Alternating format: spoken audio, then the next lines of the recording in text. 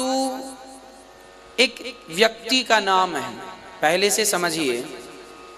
वास्तु एक व्यक्ति का नाम है। वास्तु नाम के एक देवता है। वो देवता ऐसे हैं कि उनका सिर ईशान कोण की तरफ होता है ना। एक ईशान कोण की तरफ आपका प्लॉट कहीं भी है जमाने में, कहीं भी आपके प्लॉट में जो पूरब और उत्तर का कोना है वहां पर वास्तु के सिर होता है। और दक्षिण और पश्चिम का कोना जो है उसमें वास्तु के पांव होते हैं, है ना। तो जो सिर है, सिर में देखिए हमारे सिर पे ज्यादा भार रख दिया जाए तो स्वाभाविक है हम परेशान हो जाएंगे। हाँ, पांव में थोड़ा सा भार होगा तो परेशान नहीं होंगे। इसीलिए आपको पता है क्यों आजकल ना आप जब नया घर बनाएं तो कोई जानकार वास्तु के संपर्क में चले जाएं। कोई वास्तु का जानकार है उनके संपर्क में जाएं। नहीं तो आप गूगल यूट्यूब वगैरह में भी बहुत सारी जानकारियां मिल ही जाती हैं, वास्तु के टिप्स मिल जाते हैं, तो आप उनसे भी जानकारियां ले लें। उससे क्या होगा कि आपका जो घर है वो सब प्रकार से आपको शुभ फल देने वाला होगा। किसी प्रकार से आपका नुकसान ना हो, ना तो आपके बच्चों का नुकसान हो, ना तो आपका नुकसान हो।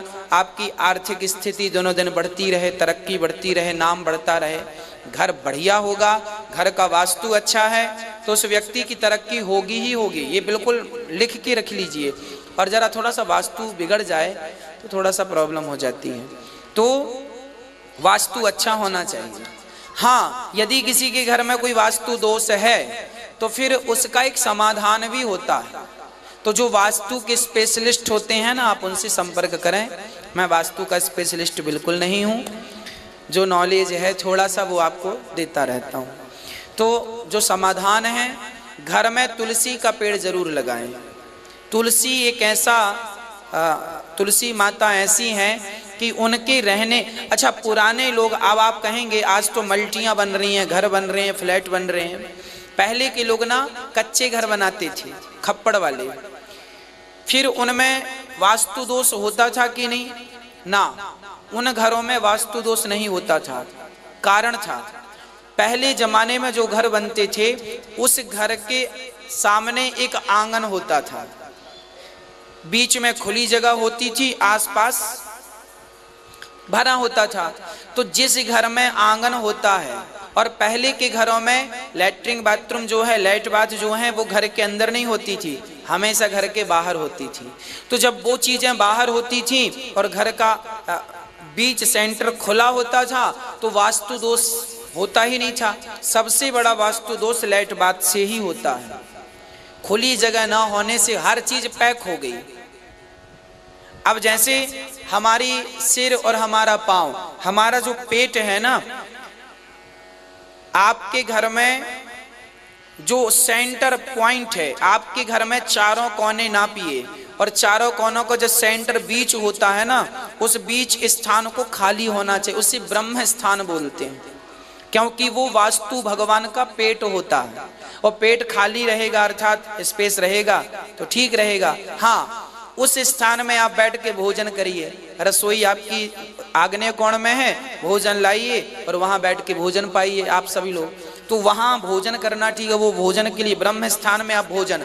अब कोई ब्रह्म स्थान में खंबे खड़ा कर दे, कमरा बना दे, सेंटर में प्लॉट के बिल्कुल बीच में यदि आपने कमरा बना दिया तो फिर वो उस घर में रहने वाले लोगों को डायबिटीज की प्रॉब्लम बनी ही रहेगी, ऐसा वास्तुशास्त्र कहता है।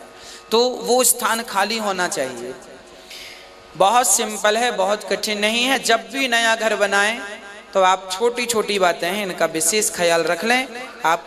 इसीलिए आपको पता है घर का जो मुखिया होता है, जैसे आप घर के मालिक हैं, मुखिया हैं, तो आपका बेडरूम घर में कहाँ होना चाहिए?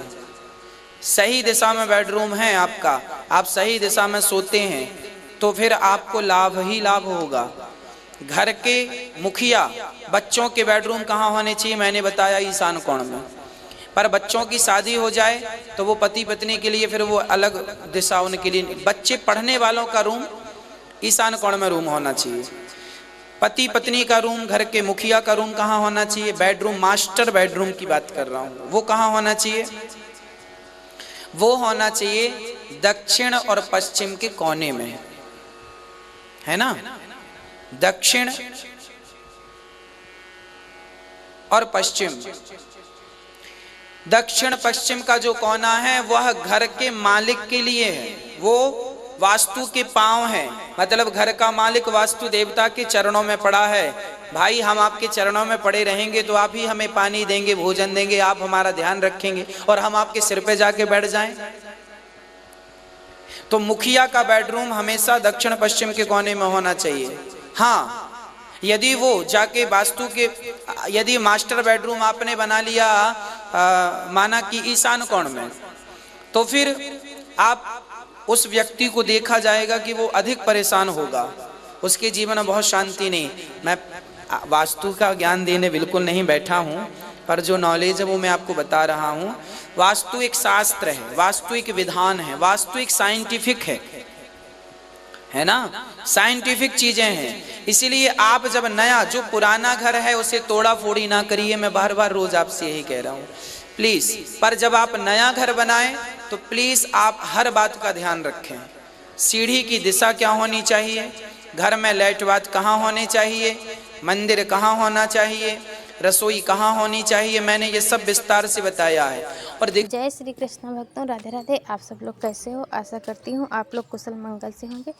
भक्तों, श्री अनिरुद्धाचार्य जी की कथा में आप सभी का स्वागत है।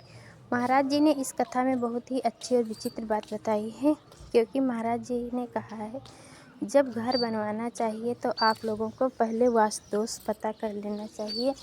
घर ही एक मंदिर होता है और घर को ऐसे नहीं बनवाना चाहिए, क्योंकि उसमें बहुत से प्रकार के वास्तु दोष हो जाते हैं जो आप पूरी ज़िंदगी ही दुखी व्यतीत करते हैं। इसीलिए आप अपने घर को बनवाने से पहले अपने घर का वास्तु दोष ज़रूर पूछ लेना चाहिए किसी से, या कुछ महाराज जी ने बताए हैं दिशा निर्देश, उस दिशा निर्देश का पालन अवश्य करना चाहिए, क्योंकि जब आप उसका पालन करेंगे तभी आप लोगों को पता चलेगा कि हमारे घर में कहीं वास्तु दोष तो नहीं है। क्योंकि जीवन भर कमाते कमाते बीत जाए, जब किसी प्रकार का वास्तु दोष होता है तो आदमी संभल नहीं पाता है, उसी कठिनाइयों का सामना करना पड़ता है। तो छोटी छोटी बातें बहुत ही बड़ा रूप ले लेती हैं। इसीलिए व्यक्ति को हमेशा अपने घर या मकान बनाने से पहले हर चीज़ को जांच परख लेना चाहिए और ऐसे में घर नहीं बनाना चाहिए। इसीलिए महाराज ने बहुत ही अच्छे और नेक तरीके से समझाया है, बताया है। हम लोगों को अपने घर का वास्तु दोष अवश्य जान लेना चाहिए। और महाराज जी ने साथ ही ये भी कहा है कि अपने घर में एक तुलसी माता का पौधा अवश्य लगाना चाहिए, क्योंकि जिस घर में तुलसी का पेड़ लगा होता है उस घर में वास्तु दोष नहीं होता है, क्योंकि तुलसी माता ऐसी हैं जो सभी प्रकार के वास्तु दोष को समाप्त कर देती हैं। आप लोगों ने कथा को सुना होगा तो आप लोगों के समझ में आ ही गया होगा कि महाराज ने क्या बताया है। इस कथा के माध्यम से हमने सुना तो बहुत कुछ समझने और सीखने को मिला है। अगर आप लोगों को यह कथा अच्छी लगी हो तो इस कथा को लाइक करिए, चैनल को सब्सक्राइब करिए, कमेंट में जय श्री कृष्णा लिखना ना भूलें। हम आप लोगों को मिलते हैं अगली कथा के साथ, तब तक के लिए राधे राधे भक्त।